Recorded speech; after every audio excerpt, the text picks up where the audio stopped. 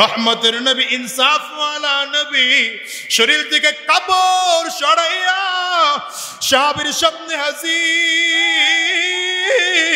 সাহাবী একটু একটু করে লাঠি নিয়ে সামনের দিকে আগায়। সাহাবায়ে কেরাম সব দাঁড়ায় আছেন, কেমন খেলা চলতেছে। সাহাবী আমার নবীর একদম সামনে দাঁড়ানো, রহমাতুল লিল আলামিনের সামনে দাঁড়ানো, নবীজিকেও লাঠি দিয়ে আঘাত করবে তেমন করে সাহাবী দাঁড়িয়ে আছে।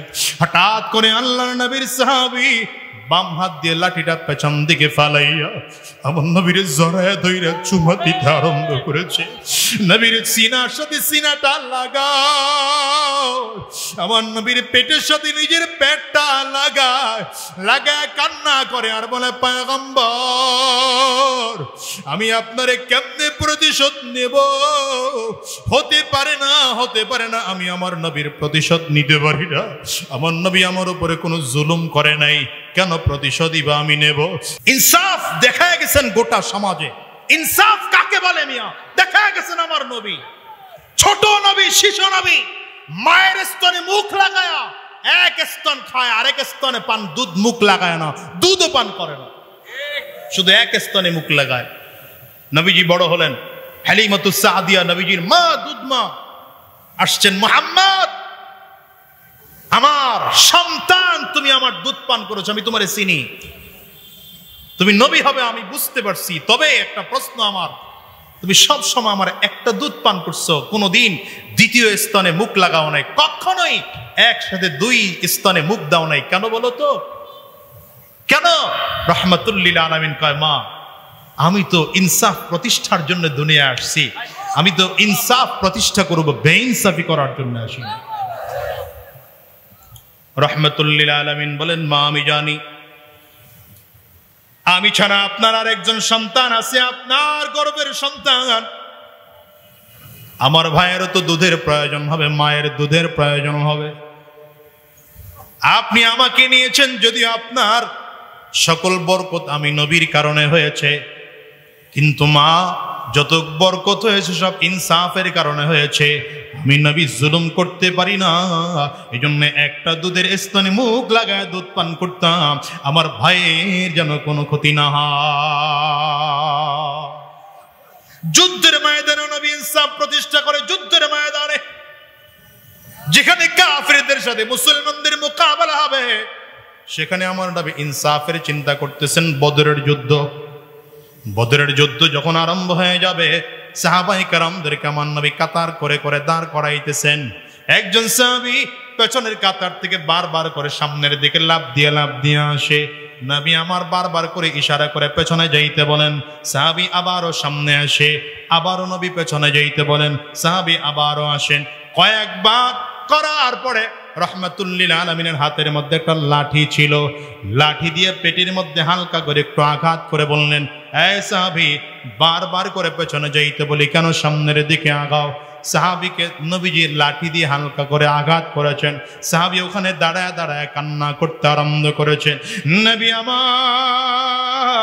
আমার পেটের মধ্যে আঘাত করেছেন, ব্যথা পেয়েছি, আমি এটার প্রতিশোধ নিতে চাই। রাসূল আরবি সাল্লাল্লাহু আলাইহি ওয়াসাল্লাম সব বন্ধ করে দাঁড়ায় গেলেন। না রে সাহাবী না, আমি নবী দুনিয়ায় জুলুম করার জন্য আসি নাই, দুনিয়া ইনসাফ প্রতিষ্ঠা করার জন্য আসছি। প্রয়োজনে যুদ্ধ একটু পরে শুরু হবে, কিন্তু তুমি তাড়াতাড়ি করে আসো, আমার হাতের থেকে লাঠিটা নাও। আমি যেই পরিমাণ আঘাত তোমার পেটের মধ্যে দিয়েছি, সেই পরিমাণ আঘাত আমাকে দিয়া তোমার প্রতিশোধ তুমি উঠায় নাও। নিজের হাত থেকে যুদ্ধের ময়দানে লাঠিটা নবীর সাহাবীর হাতে দিয়ে দিলেন। লাঠি নিয়ে সাহাবী সামনের দিকে আগাইতেছেন। পুরো ময়দানের সাহাবায়ে কেরাম যেন হতভম্ব হয়ে গেল, কেমন পাগলামি করে এই সাহাবী। কিন্তু নবীর সামনে কেউ কথা বলতে পারে না। আবু বকর সিদ্দিকও দাঁড়ানো, হযরত ওমরও দাঁড়ানো, হযরত উসমানও দাঁড়ানো। হযরত ওমর বলেন, আমার বারবার করে মনটাই চাইছিল যেই সাহাবী আমার নবীর আক্রমণ করে প্রতিশোধ নেওয়ার কথা বলে, সেই সাহাবীকে আমি দুনিয়া থেকে বিদায় করব, কিন্তু নবী আমার তো ইনসাফওয়ালা নবী, আমার নবীকে কোনো কথা বলার সাহস আমি পাই নাই। রাহমাতুল লিল আলামিনকে একটা কথা বলার মতো আমার সাহস ছিল না। আমি নবীজির সামনে দাঁড়ানো ছিলাম, সাহাবী একটু একটু করে সামনের দিকে আগায়, লাঠি নিয়ে নিয়ে আমার নবীর সামনে এগিয়েছেন। সাহাবী আমার নবীর সামনে দাঁড়ায় বলে, পয়গম্বর, আপনি লাঠি যে যখন আমার গায়ে আঘাত করেছেন, আমার পেটের মধ্যে কোনো কাপড় ছিল না, আপনি পেটের থেকে কাপড়টা সরায় দিলেন। নবীজি পেটের থেকে কাপড় সরায় দিলেন। সাহাবী আরো সামনের দিকে আগায় বলেন, পয়গম্বর, শুধু আমার পেটে নয়, আমার পুরো শরীরের বুকের মধ্যে কোনো কাপড় ছিল না, আপনার শরীর থেকে কাপড়টা সরায় ফেলতে হবে। রহমতের নবী, ইনসাফওয়ালা নবী, শরীর থেকে কাপড় সরাইয়া সাহাবীর সামনে হাজির। সাহাবী একটু একটু করে লাঠি নিয়ে সামনের দিকে আগায়। সাহাবায়ে কেরাম সব দাঁড়ায় আছেন, কেমন খেলা চলতেছে। সাহাবী আমার নবীর একদম সামনে দাঁড়ানো, রহমাতুল লিল আলামিনও সামনে দাঁড়ানো। নবীজিকেও লাঠি দিয়ে আঘাত করবে তেমন করে সাহাবী দাঁড়িয়ে আছে। হঠাৎ করে আল্লাহর নবীর সাহাবী বাম হাত দিয়ে লাঠিটা পেছন দিকে ফালাইয়া আমার নবীর জড়ায় ধইরা চুমা দিতে আরম্ভ করেছে। নবীর সিনার সাথে সিনাটা লাগাও, আমার নবীর পেটের সাথে নিজের পেটটা লাগায় কান্না করে আর বলে, পয়গম্বর, আমি আপনারে কেমনে প্রতিশোধ নেব? হতে পারে না আমি আমার নবীর প্রতিশোধ নিতে পারি না। আমার নবী আমার উপরে কোনো জুলুম করে নাই, কেন প্রতিশোধই বা আমি নেব? তবে নবী কেন বাহানাটুকু করলাম জানেননি? নবী আমার কান্না করেন আর বলেন, কেন বাহানা করেছ? সাহাবী চোখের পানি ফালা কর, নবী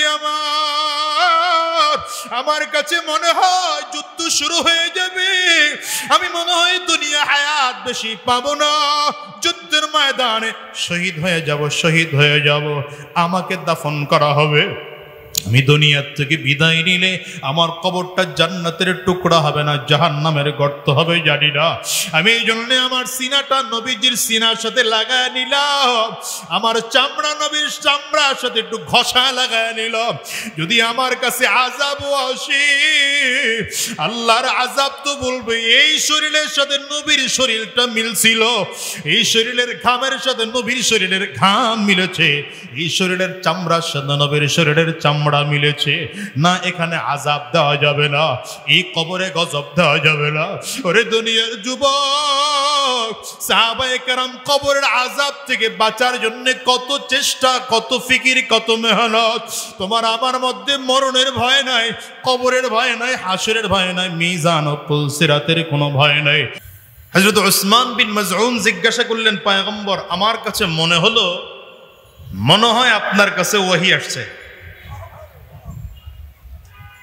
নবীজি বললেন, হ্যাঁ, আমার কাছে এইমাত্র জিবরিল আসছিলেন, আর পৃথিবীর সব থেকে দামি কিতাব কুরআনুল কারীমের একটা দামি আয়াত এই মুহূর্তে নাজিল করা হয়েছে। তো উসমান বিন মাযউন বলেন, তাইলে আমাকে একটু শোনায় দেন আয়াতটা, যেহেতু এই মুহূর্তে আয়াত নাজিল হয়েছে, তো আমারে শোনান। তো তিনি তখনও মুসলমান না, বুঝেননি কথা, তিনি তখনও কি না। নবীজি আয়াত পড়তেছেন, ইন্নাল্লাহা ইয়া'মুরু বিল আদলি ওয়াল ইহসান, ইন্নাল্লাহা ইয়া'মুরু বিল আদলি ওয়াল ইহসান ওয়া ইতা'i যিল কুরবা ওয়া ইয়ানহা আনিল ফাহশাই ওয়াল মুনকারি ওয়াল বাগই ইয়া'iযুকুম লা'আল্লাকুম তাযাক্কারুন। নবীজি শুধু আয়াতটুকু তিলাওয়াত করছেন। উসমান বিন মাযউন হাত বাড়ায় দিয়েছেন নবীর দিকে, জোরে আওয়াজ করে পারেন না বলতে। উসমান বিন মাযউন নবীজির দিকে হাত বাড়িয়ে দিয়েছে। এটা যদি কোরআনের আয়াত হয়, তো একটা আয়াতের মধ্যে যদি এত দামি দামি দামি কথা থাকতে পারে, সেই কোরআন না জানি কত দামি। আর যেই ধর্মের ধর্মীয় গ্রন্থ এত দামি হয়, সেই ধর্ম না জানি কত দামি। আমি আর দেরি করতে চাই না, কালিমা পড়িয়ে দেন, মুসলমান হয়ে যাব। এই আয়াত হলো সেই আয়াত। প্রশ্ন হলো, হযরত উসমান বিন মাযউন রাদিয়াল্লাহু আনহুকে দামি কবরস্থানের প্রথম বাসিন্দা আল্লাহ কেন বানাইলেন? বুঝেন নাই কথা? পৃথিবীর প্রতিটা বিষয়ের কিছু কারণ থাকে। যেমন হিজরতের রাতে আবু বকর কেন নবীজির সঙ্গী? হিজরতের রাতের সঙ্গী তো হযরত ওমর হওয়ার কথা, কারণ এটা তো ভয়ের রাত। যে কোনো সময় শত্রু আসতে পারে, যে কোনো সময় শত্রু আক্রমণের রাতে আবু বকর সিদ্দিকের মতো মুরব্বী সাহাবীদের আল্লাহ নিতে বললেন কেন? কারণ হলো আল্লাহ তাআলা জানেন হিজরতের রাতে হযরত ওমরের মুহাব্বতের পাল্লা দিলে, যদি পাল্লায় বসে, এই আপনারা একটু কথাবার্তা বন্ধ করেন তো ভাই,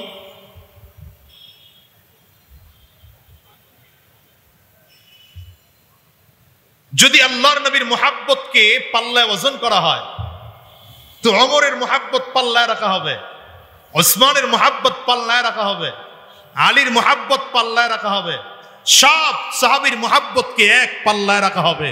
আর শুধু একা আবু বকরের মুহাব্বতকে আরেক পাল্লায় রাখা হবে। আবু বকরের মুহাব্বতের পাল্লা ভারী হয়ে যাবে।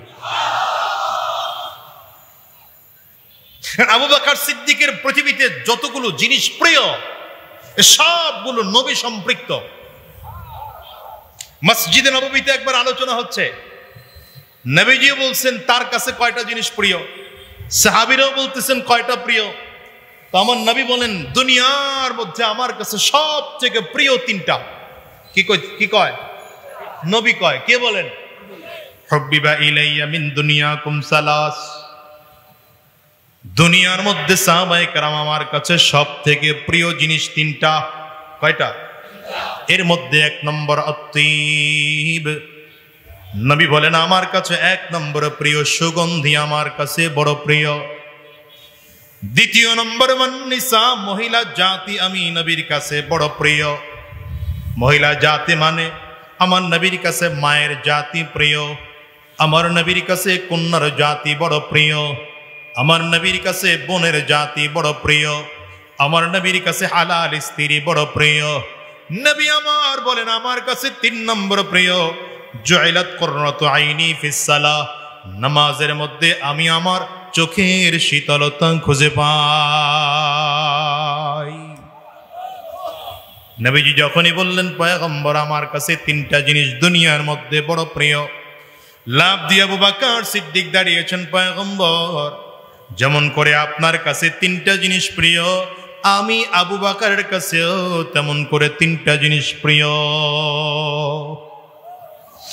আমি আবু বকরের কাছে এক নম্বর প্রিয় আন-নাজরু ইলা ওয়াজহি রাসূলিল্লাহ। আমার নবীর চেহারার দিকে তাকিয়ে থাকা আমার কাছে পৃথিবীর সবথেকে প্রিয় কাজ। এর থেকে প্রিয় দুনিয়ার মধ্যে আর কোনো কিছুই হতে পারে না। আমার কাছে সবথেকে প্রিয় নবীজির সুন্দর চেহারার দিকে তাকিয়ে থাকা। দ্বিতীয় নম্বর ইনফাকু মালি আলা রাসূলিল্লাহ। দ্বিতীয় নম্বর আবু বকর সিদ্দিক বলেন আমার যত সম্পদ আছে সম্পদগুলো আমার নবীর জন্য খরচ করা আমার কাছে বড় প্রিয়। আবু বকর বলেন আমার কাছে তিন নম্বর প্রিয়, আমার একটা বাচ্চা মেয়ে আছে, নাম তার আয়েশা, মাত্র 6 বছর বয়স। আমার বারবার করে মনটাই চায় আমার আয়েশাকে আমার নবীর কাছে বিয়ে দেব। নবী আমার হ্যাঁ বলেন না, নাও বলেন না, চুপচাপ করে বসা আছেন। হ্যাঁ বললেও সমস্যা, না বললেও সমস্যা। নবী আমার কি বলবেন অপেক্ষা করতেছেন। হঠাৎ করে রাসূল আরবি তাকিয়ে তাকিয়ে দেখেন জিবরিল আমিন আসমান থেকে এসে হাজির, রেশমি রুমাল একটা লইয়া রাসূল আরবি সামনে দাঁড়াইয়া রেশমি রুমালটা আমার নবীজির সামনে দিয়ে ডেকে বললেন পয়গম্বর এই রেশমি রুমালটার মধ্যে নাকি একটা মেয়ের ছবি আছে। আল্লাহ তাআলা বলেছেন যদি মেয়েটাকে পছন্দ হয় বিয়ের প্রস্তাব আমার আল্লাহ নিজে দিয়ে পাঠাইছে। রহমাতুল লিল আলামিন ডেকে বললেন আবু বকর তাকায় দেখো তো এই রুমালের মধ্যে ছবিটা কার? আবু বকর সিদ্দিক বলেন পয়গম্বর এই ছবিটাই তো আমার মেয়ের ছবি। নবী আমার বলেন এইবার তোমার মেয়েটা ছোট না বড়, ভালো না মন্দ, সুন্দর না অসুন্দর দেখার কোনো প্রয়োজন নাই। আমি নবী আল্লাহর আদেশ পাওয়ার কারণে বিয়ে করার জন্য তৈয়ার।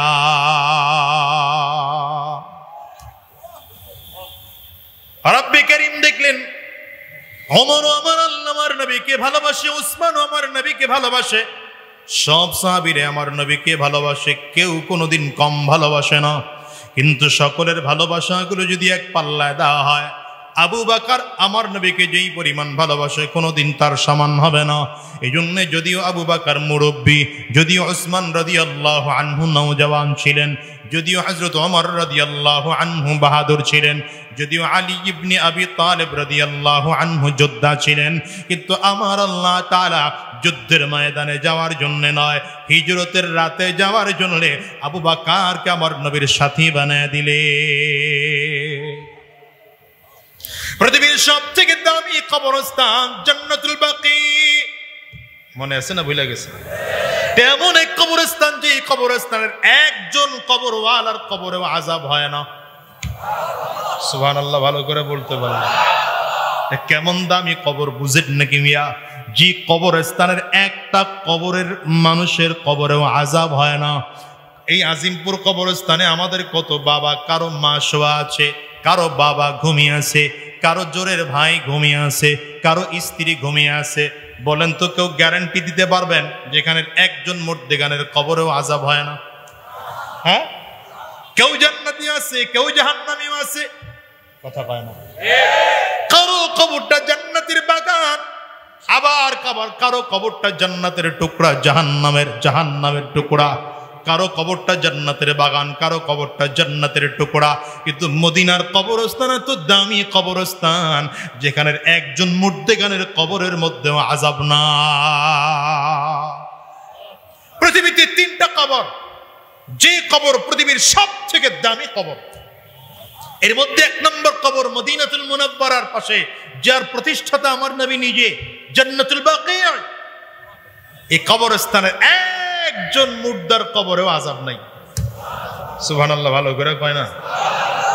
দ্বিতীয় কবর দামি কবর জান্নাতুল মুআল্লা, মক্কাতুল মুকাররমার যে কবরস্থান।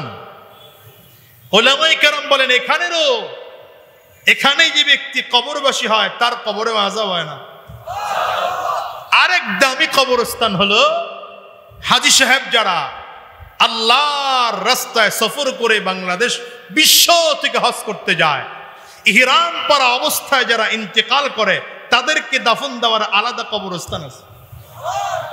ওই কবরস্থানেও কোনো আযাব নাই। সুবহানাল্লাহ। আমাদের দেশে কিছু পারিবারিক কবরস্থান আছে না? কথা কন না কেন?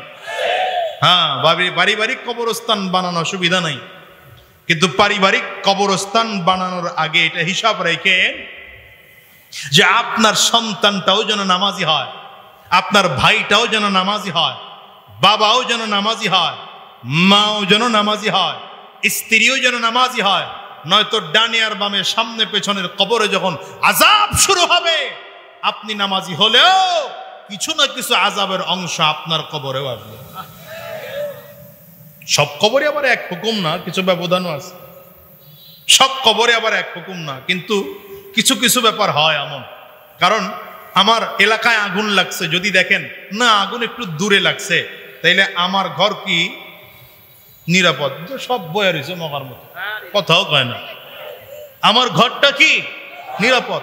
কিন্তু যদি দেখি আমার ডানের বাড়িতেও আগুন লাগছে, বাম সাইডের বাড়িতেও আগুন লাগছে, বাম সামনের বাড়িতেও আগুন লাগছে, পেছনের বাড়িতেও, চারিদিকের সবগুলো বাড়িতে আগুন লাগছে, আমার ঘরে আগুন না লাগলেও গরমের তাপ লাগেনি। কবর বড় নিরাপদ হওয়া দরকার। বহু আল্লাহওয়ালাদের আমল এটা ছিল, জীবনের শেষ বয়সটা গিয়া মদিনায় কাটাইতো, মক্কায় কাটাইতো, যেন কবরস্থান মক্কায় আর মদিনায় হয়। কারণ মদিনার একটা আমল হলো, কেউ যদি মদিনার এলাকার মধ্যে ইন্তেকাল করে তার লাশ বাহিরে দেওয়া হয় না। কারণ আকীদা বিশ্বাস হলো এটা, আল্লাহ তোমার মদিনায় ইন্তেকাল করছেন, তার মানে মদিনাতে তোমার মৃত্যু নির্ধারণ করছেন, তোমার দাফন এখানেই হবে, বাহিরে হবে না।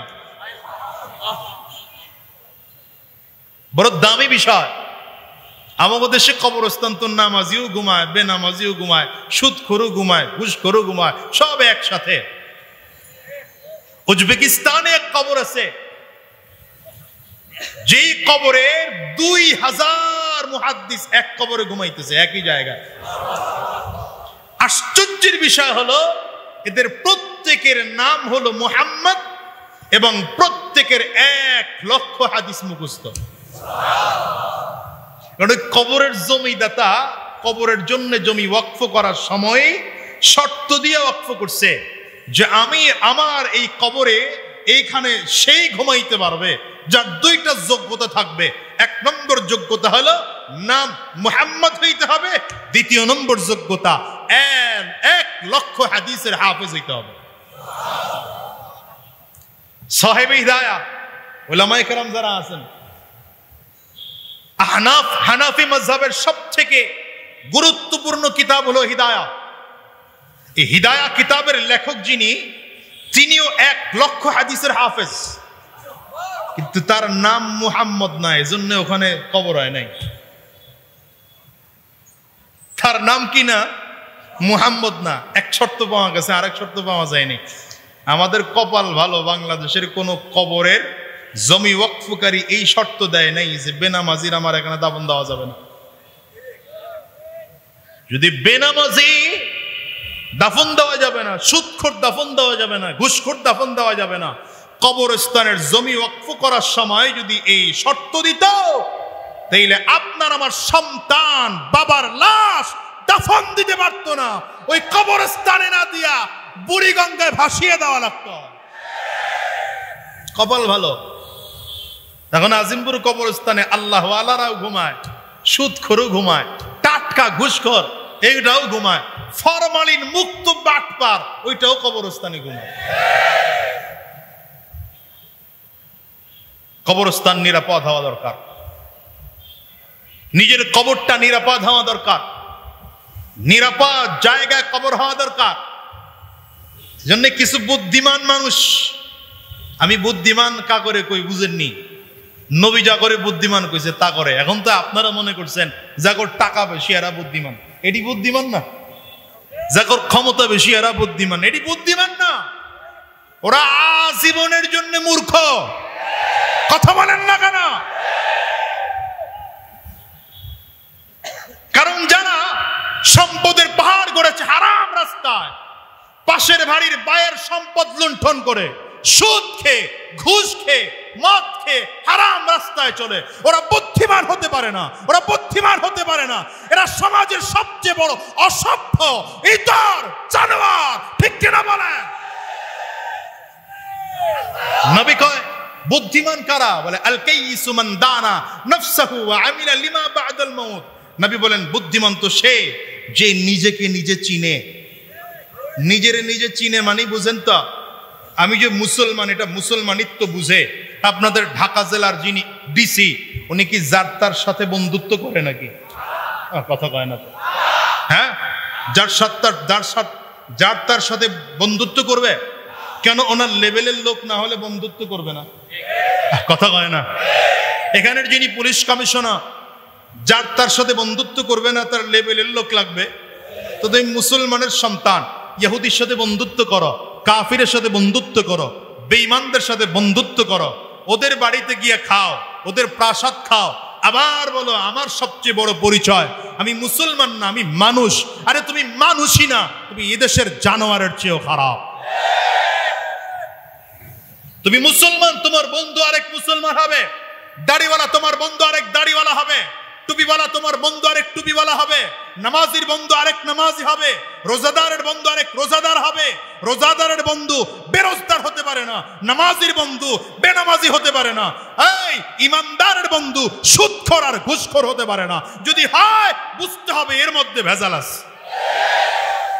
কলিজায় লাগে, বুঝতেছি কথাগুলা, এটা বলা ছাড়া আমার উপায় নেই, এটা বলতে হবে।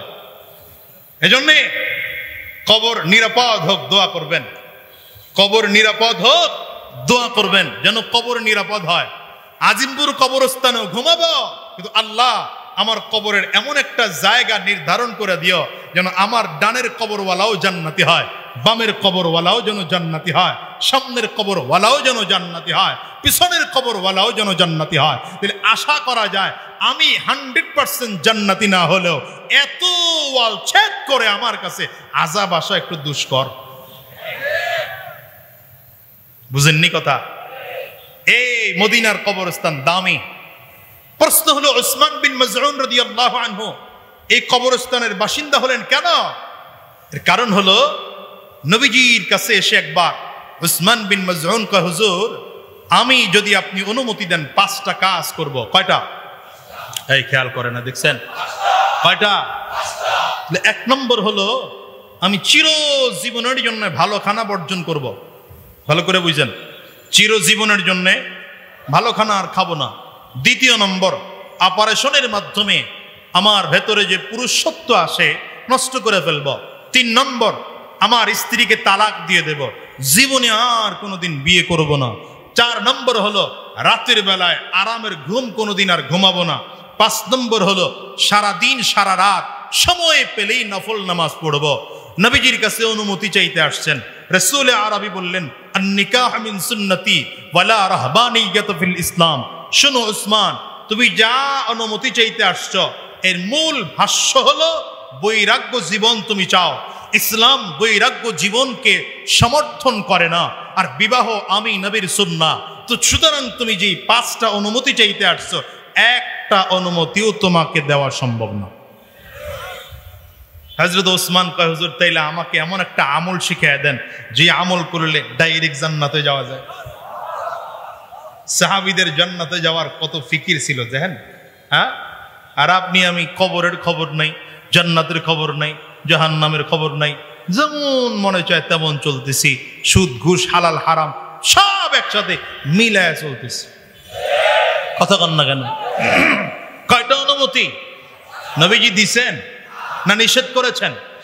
উসমান বিন মাযউন বলেন, হুজুর তাইলে আমাকে এমন কোন আমল বলে দেন যে আমল করলে ডাইরেক্ট জান্নাতে যাওয়া যাবে। নবীজি চুপচাপ বসা আছেন। আল্লাহ কোনো আয়াত নাজিল করেন কিনা, ওয়াহি নাজিল করেন কিনা অপেক্ষায় আছেন। কারণ নবী যদি নিজের থেকে কথা বলেন না, যদি আল্লাহ না বলেন, ঠিক না? মা ইয়ানতিকু আনিল হাওয়া ইন হুয়া ইল্লা ওয়াহয়ুন ইউহা। মা ইয়ানতিকু আনিল হাওয়া ইন হুয়া ইল্লা ওয়াহয়ুন ইউহা। নবীজি নিজের থেকে কোনো কথা বলেন না। যদি আল্লাহ তাআলা ওয়াহী নাযিল না করেন ততক্ষণ পর্যন্ত কোনো কথা বলেন না। দুনিয়ার মানুষেরা রাসূল আরবি সাল্লাল্লাহু আলাইহি ওয়াসাল্লাম অপেক্ষা করতেছেন। হঠাৎ করে জিবরিল আমিন এসে নবীজির কাছে এসে হাজির। আল্লাহ পাকের পক্ষ থেকে আয়াত নাজিল হয়ে গেল, ইয়া আইয়ুহাল্লাযীনা আমানু হাল আদুল্লুকুম আলা তিজারাতিন তুনজিকুম মিন আযাবিন আলীম তুমিনুনা বিল্লাহি ওয়া রাসূলিহি ওয়া তুজাহিদুনা ফি সাবিলিল্লাহ বিআমওয়ালিকুম ওয়া আনফুসিকুম। রাসূল আরবির উপরে আয়াত নাযিল হয়ে গেল। আল্লাহ তাআলা জানিয়ে দিলেন, এই দুনিয়ার মানুষ ইমানদারেরা, আমি তোমাদেরকে এমন কোন ব্যবসা শিক্ষা দেব নাকি যেই ব্যবসা করলে আমার আল্লাহর জাহান্নামের আযাব থেকে মুক্তি পাইয়া আমার আল্লাহর জান্নাতে যাওয়া যায়। জান্নাতে যাওয়ার পদ্ধতি কে শিখাইতেছেন? মনোযোগ ভালো নাই, বুঝতেছি। কে শিখাইতেছেন? আঙ্গুলটা উঁচা করে চিল্লা এখন। জান্নাতে যাওয়ার পদ্ধতি কে শিখাচ্ছেন? আল্লাহ বলেন, 2টা আমল যদি করো, 2 গুণ যদি অর্জন করতে পারো, জান্নাত পাওয়া যাবে, জাহান্নামের আযাব থেকে মুক্তি পাওয়া যাবে। এর মধ্যে 1 নম্বর হলো ঈমান আনো। ঈমান আনো, তুমিনুনা বিল্লাহি ওয়া রাসূলি, আল্লাহ এবং রাসূলের উপরে ঈমান আনো। 2 নম্বর গুণ হলো ওয়া তুজাহিদুনা ফি সাবিলিল্লাহি বিআমওয়ালিকুম ওয়া আনফুসিকুম, নিজের জান আর মাল দিয়া আল্লাহর দ্বীনের জন্য ফিকির লাগাও। জানও খরচ করো, মালও খরচ করো আল্লাহর দিনকে দুনিয়ায় বাস্তবায়ন করার জন্য। কিন্তু বর্তমান মুসলমানদের অবস্থা বড় খারাপ। আল্লাহর দেওয়া জান দেয়া, আল্লাহর দেওয়া মাল দেয়া, আল্লাহর দেওয়া জান নেতার পিছনে দৌড়াইতেছে, আল্লাহর দেওয়া জান লইয়া, আল্লাহর দেওয়া রক্ত নেতার আদর্শ বাস্তবায়নের জন্য আল্লাহর দেওয়া রক্ত খরচ করে দৌড়ায়, রাস্তার মিছিল করে, রক্ত যত লাগবে তত দেব, তবু আমার ভাইয়ের রক্ত বৃথা যেতে দেব না। কপাল পড়ো যুবক, কার রক্ত তুমি কাকে দাও? রক্ত দিয়েছেন একমাত্র আমার আল্লাহ। রক্ত যদি দিতে হয় আল্লাহর দিন বাস্তবায়নের জন্য দেওয়া লাগবে। আপনার আমার রক্ত দেওয়া কার? কয় না তো, সবাই কয় না তো। আঙ্গুলটা উঁচা করে চিল্লায় বলেন, এই জবান দিয়ে কথা বলে শক্তি দেওয়া কার? আরো জোরে বলেন কার? ব্রেন দিয়ে চিন্তা করি, ব্রেন দেওয়া কার? জবান দিয়ে কথা বলে জবানের শক্তি দেওয়া কার? সুতরাং যদি জবান খরচ করতেই হয় আল্লাহর জন্য খরচ করব, ব্রেন যদি খরচ করতে হয় আল্লাহর জন্য ব্রেন খরচ করব, রক্ত যদি দিতেই হয় আল্লাহর দিন কায়েমের জন্য রক্ত দেব, জীবনটাও যদি দেওয়ার প্রয়োজন হয় আল্লাহর দিন জমিনে বাস্তবায়ন করার জন্য জীবন দেওয়ার প্রয়োজন হলে তৈয়ার কারা কারা হাত তুলে দেখা। নারে তাকবীর। হয় না তো? ভালো করে হয় না তো? মুসলমানের বাচ্চা আওয়াজও ভুলে গেছে, আওয়াজ দেওয়া যে মুসলমানের ঐতিহ্য এটাও ভুলে গেছে। কাফিরের পিছনে পাতি শ্রীগালের মতো গুরগুর গুরগুর করে আর আওয়াজই নষ্ট হয়ে গেছে। এই ইসলাম বিজয় করতে গিয়া বিমান কামান ক্ষেপণাস্ত্র লাগে না, পিস্তল গুলি বুলেট রাইফেল লাগে না। ইসলাম কায়েমের জন্য শুধু ইমানি পাওয়ার বাড়াও, তাকবীরের আওয়াজ দিয়ে ময়দানে নেমে যাও, বেঈমান লেজ কুটিয়ে পালাবে, বেঈমান লেজ কুটিয়ে পালাবে। পারবেন? আওয়াজ দিতে পারবেন? এই আওয়াজ দিতে পারবেন? কাশি দেন, গলা ক্লিয়ার করেন, ভালো করে ক্লিয়ার করেন। আমি খুব একটা সুস্থ না, কারণ গত ওই মঙ্গলবার থেকে আমার এলাকায় এত পরিমাণে ঝড় আর বৃষ্টি, আজকে জুমা ঢাকায় এসে পড়াই নেই, এলাকায় ছিলাম, মানুষের বাড়িতে দৌড়ান লাগছে, রাস্তাঘাট সব গাছ পড়ে নষ্ট হয়ে গেছে। যেই পরিমাণ পানি, আপনারা তো ঢাকায় থাকেন, টের পান নাই, 1 মিনিটের জন্য কারেন্টও যায় নাই, 72 ঘন্টা এলাকায় কারেন্ট ছিল না। এ হলো অবস্থা। এখানে আছে তো আপনারা তো ভালো আছেন আলহামদুলিল্লাহ, যেহেতু সুস্থ আছেন গলা কাশি দিয়ে ক্লিয়ার করেন, সব ভালো করে কাশি দেন মিয়া। হ্যাঁ, হাত দুটা উঁচা করেন, টান টান করে উঁচা, ভালো করে উঁচা করেন, ডানে আর বামে তাকায় দেখেন হাতকে তুলে নাই, ধৈর্য মোহাব্বত করে হাত তুলে দেন। হাত তুলছে সবাই, হাতগুলো মুঠ করেন, ঝাঁকি দেন, ভালো করে একটা জোরে ঝাঁকি দেন, আরো জোরে ঝাঁকি দেন। এবার কণ্ঠের যতটুকু আওয়াজ আছে পুরোটা আওয়াজ ছেড়ে দিয়ে একটা তাকবীর হবে। মুসলমান রেডি? পাই না তো আওয়াজ? রেডি? নারে তাকবীর, নারে তাকবীর, নারে তাকবীর।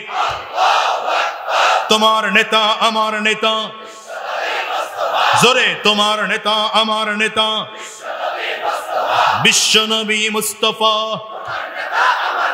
আমরা সবাই রাসূল সেনা, ভয় করি না বুলেট বোমা।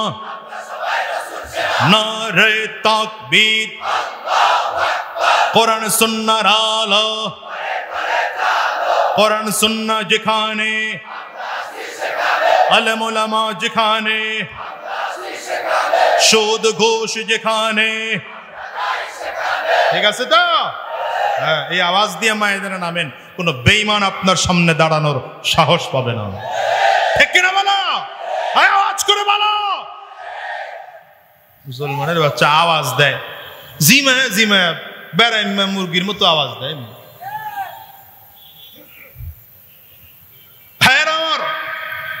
যেহেতু আল্লাহর নবীর কাছে গিয়ে উসমান বিন মাযউন কয়, পয়গম্বর এমন কোন আমল শিখায় দেন যে আমল করলে জাহান্নাম থেকে মুক্তি পাওয়া যায়, জান্নাতে যাওয়া যায়। আল্লাহ বলেন, এই জন্য তোমাকে আমি আল্লাহ তাআলা জান্নাতের কবরস্থানের প্রথম বাসিন্দা বানায়া দিলাম। আয়াতটা কি এটা শোনা লাগবে না? সময় তো অনেক হয়ে গেছে। আয়াতের মধ্যে 6টা বিষয় আলোচনা হয়েছে। 6টা বিষয় আলোচনা করার অনেক লম্বা সময়, এত সময় আমার কাছে পাবো না, আপনাদের ধৈর্য কুলাবে না। একটা বিষয় শুধু আলোচনা করব। আল্লাহ বলেন, ইন্নাল্লাহা ইয়া'মুরু বিল আদল, আল্লাহ তাআলা তোমাদেরকে ইনসাফ করার জন্য আদেশ করতেছেন। ইনসাফ কাকে বলে মিয়া জানেন? জুলুমের বিপরীত নাম ইনসাফ, ইনসাফের বিপরীত নাম জুলুম। এ সমাজের মধ্যে জুলুম আছে, এই জন্য ইনসাফ নাই। ইনসাফ যখন থাকবে না তখন জুলুম চলে আসবে, জুলুম যখন থাকবে না সমাজে ইনসাফ চলে আসবে।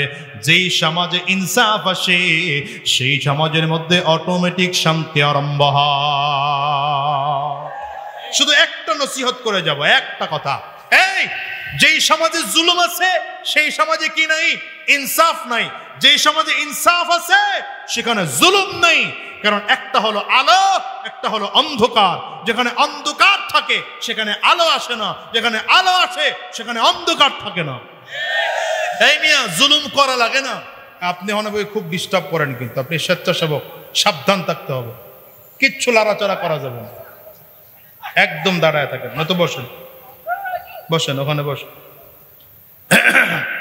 ভাইরা আমার, জুলুমের শুধু নিয়ত করলে, এই জুলুমের শুধু জুলুমের নিয়ত করলে বরকত নষ্ট হয়। শুধু জুলুমের নিয়ত করলে।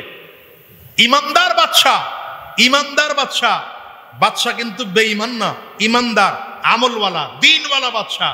এমন এক বাদশাহ পাখি শিকার করতে জংলায় গেছে। জংলায় গেছে পাখি শিকার করতে করতে রাত হয়ে গেছে। রাতে কোথায় থাকবে? এক রাখালের বাড়িতে গিয়ে উঠছে। খুব সংক্ষেপে বলতেছি, কোথায় গিয়ে উঠছে? রাখাল চিন্তা করলো, পরিচয় গোপন রাখছে, নিজে যে বাদশাহ পরিচয় দেয়নি, গোপন রাখছে। তো রাখাল মেহমান পায়া বড় খুশি। কি মেহমানদারি করাবে? বলে, ভাই আমি তো রাখাল মানুষ, মেহমানদারি করানোর মতো কিছুই নাই। আমার কতগুলো গরু আছে, দুধ দহন করে আনি। তো গরুর দুধ দহন করতে গেছে। বাদশাহ তাকিয়ে তাকিয়ে দেখে একটা গরুতে এই পরিমাণ দুধ হচ্ছে, মনে হয় এক গরুতে 30টা গরুর দুধ হইতেছে। তার মানে অনেক বেশি। কথা কয় না? বাদশাহ চলে আসছে। বাড়িতে এসে ওই গরুর কথা বলতে পারে না, এত দুধ দেয়। যেমন করে হোক রাখালের থেকে আনতে হবে। নিয়ত করছে খালি, ভালো করে বুঝছেন, জুলুমের রাখাল থেকে গরুটা আনতে হবে। রাখাল থেকে গরুটা আনার জন্য আরেকদিন নিয়ত করে গেছে। নিয়ত কি? গরুটা নিয়ে আসবে। আজকেও পাখি শিকারের বাহানা ধরে রাত ওখানে কাটাইছে। রাখালের কাছে বলে, ওই গরুর দুধ দহন করে আমার একটু খাওয়াও তো। রাখাল দুধ দহন করতে গেছে, গিয়ে দেখে যে দুধ আগের মতো আর গরু দেয় না। বাদশাহ বলে, তোমার এই গরুটাই কি সেই গরু যেই গরুতে কয়েকদিন আগে এসেছিলাম তখন ওই 30 গরু পরিমাণ দুধ দিয়েছিল? বলে, হ্যাঁ। তো এই গরু এখন দুধ দেয় না কেন? রাখাল বলতেছে, মনে হয় দেশের বাদশাহ জনগণের উপরে জুলুম করা শুরু করেছে।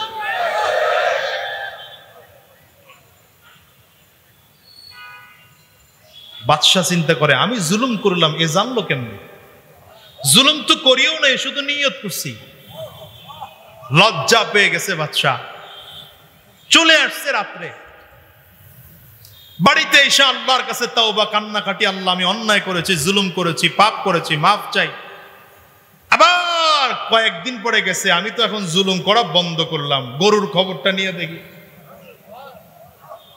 এবার রাখাল রে বলতেছে, তোমার দুধটা একটু দহন করে আমারে খাওয়াইবা গরুর থেকে।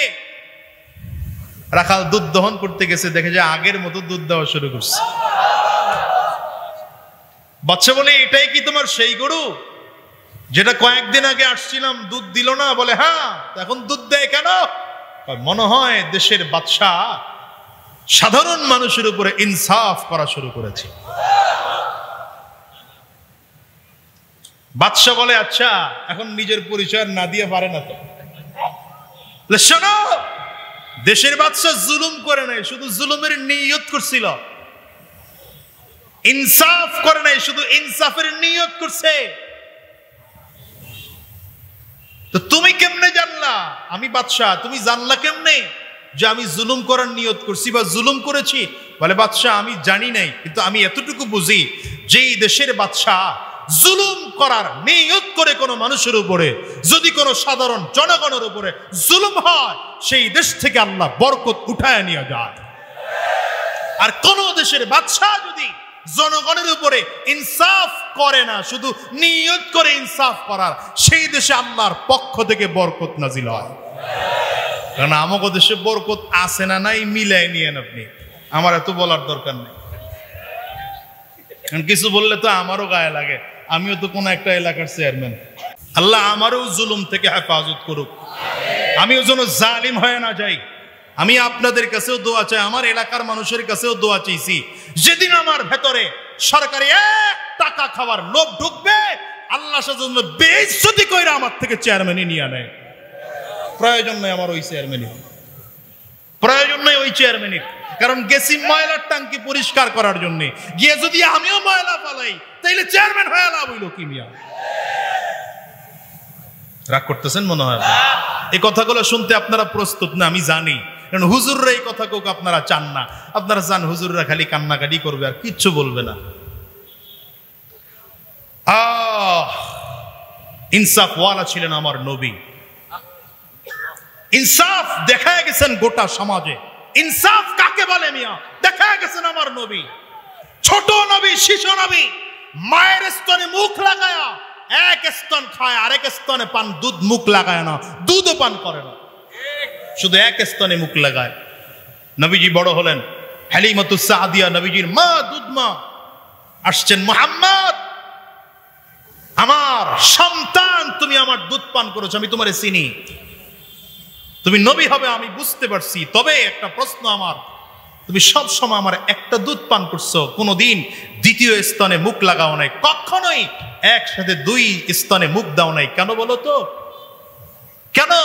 রাহমাতুল লিল আলামিন কয়, মা আমি তো ইনসাফ প্রতিষ্ঠার জন্য দুনিয়া আসছি, আমি তো ইনসাফ প্রতিষ্ঠা করব, বেইনসাফি করার জন্য আসিনি। রাহমাতুল লিল আলামিন বলেন, মা আমি জানি আমি ছাড়া আপনার আর একজন সন্তান আছে, আপনার গর্ভের সন্তান। আমার ভাইয়েরও তো দুধের প্রয়োজন হবে, মায়ের দুধের প্রয়োজন হবে। আপনি আমাকে নিয়েছেন, যদিও আপনার সকল বরকত আমি নবীর কারণে হয়েছে, কিন্তু মা যত বরকত হয়েছে সব ইনসাফের কারণে হয়েছে। আমি নবী জুলুম করতে পারি না, এই জন্য একটা দুধের স্তনে মুখ লাগায় দুধ পান করতাম, আমার ভাইয়ের যেন কোনো ক্ষতি না হয়। যুদ্ধের ময়দানে নবী ইনসাফ প্রতিষ্ঠা করে, যুদ্ধের ময়দানে যেখানে কাফেরদের সাথে মুসলমানদের মোকাবেলা হবে, সেখানে আমার নবী ইনসাফের চিন্তা করতেছেন। বদরের যুদ্ধ, বদরের যুদ্ধ যখন আরম্ভ হয়ে যাবে, সাহাবায়ে কেরামদেরকে আমার নবী কাতার করে করে দাঁড় করাইতেছেন। একজন সাহাবী পেছনের কাতার থেকে বারবার করে সামনের দিকে লাফ দিয়ে আসে। নবী আমার বারবার করে ইশারা করে পেছনে যাইতে বলেন, সাহাবী আবারও সামনে আসে, আবারও নবী পেছনে যাইতে বলেন, সাহাবী আবারও আসেন। কয়েকবার করার পরে রাহমাতুল লিল আলামিনের হাতের মধ্যে একটা লাঠি ছিল, লাঠি দিয়ে পেটের মধ্যে হালকা করে একটু আঘাত করে বললেন, এই সাহাবী বারবার করে পেছনে যাইতে বলি কেন, সামনের দিকে আগাও। সাহাবীকে নবীজির লাঠি দিয়ে হালকা করে আঘাত করেছেন। সাহাবী ওখানে দাঁড়ায় দাঁড়ায় কান্না করতে আরম্ভ করেছেন, নবী আমার পেটের মধ্যে আঘাত করেছেন, ব্যথা পেয়েছি, আমি এটার প্রতিশোধ নিতে চাই।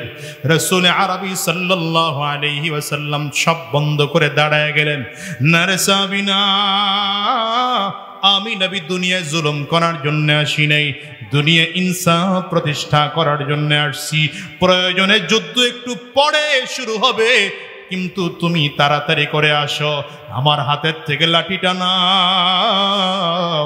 আমি যেই পরিমাণ আঘাত তোমার পেটের মধ্যে দিয়েছি, সেই পরিমাণ আঘাত আমাকে দিয়া তোমার প্রতিশোধ তুমি উঠায় নাও।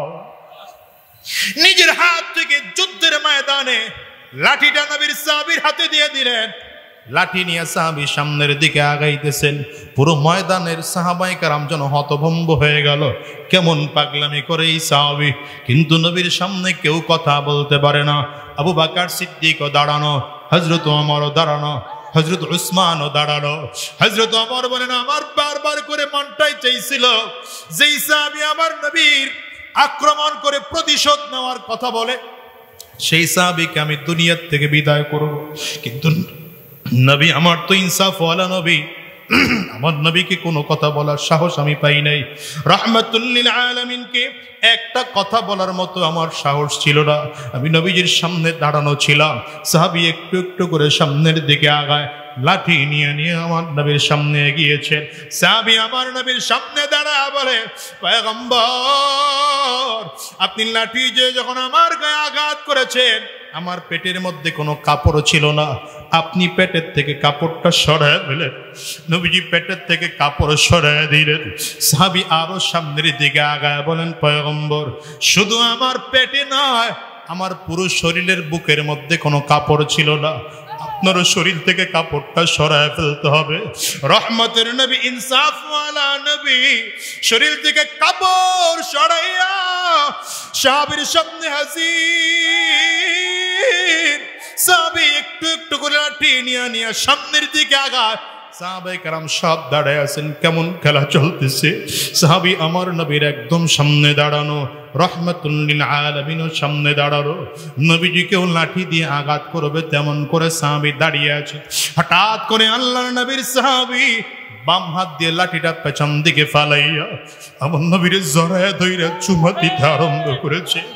নবীর সিনার সাথে সিনাটা লাগাও, আমার নবীর পেটের সাথে নিজের পেটটা লাগায় কান্না করে আর বলে, পয়গম্বর, আমি আপনারে কেমনে প্রতিশোধ নেব? হতে পারে না আমি আমার নবীর প্রতিশোধ নিতে পারি না। আমার নবী আমার উপরে কোনো জুলুম করে নাই, কেন প্রতিশোধই বা আমি নেব? তবে নবী কেন বাহানাটুকু করলাম জানেননি? নবী আমার কান্না করেন আর বলেন, কেন বাহানা করেছো? সাহাবী চোখের পানি ফালা বানা কর, নবী আমার কাছে মনে হয় যুদ্ধ শুরু হয়ে যাবে, আমি মনে হয় দুনিয়া হায়াত বেশি পাবো না, যুদ্ধের ময়দানে শহীদ হয়ে যাব, আমাকে দাফন করা হবে। আমি দুনিয়া থেকে বিদায় নিলে আমার কবরটা জান্নাতের টুকরা হবে না, জাহান্নামের গর্ত হবে, জানি না। আমি এই জন্য আমার সিনাটা নবীজির সিনার সাথে লাগায় নিলাম, আমার চামড়া নবীর চামড়ার সাথে একটু ঘষা লাগায় নিলাম।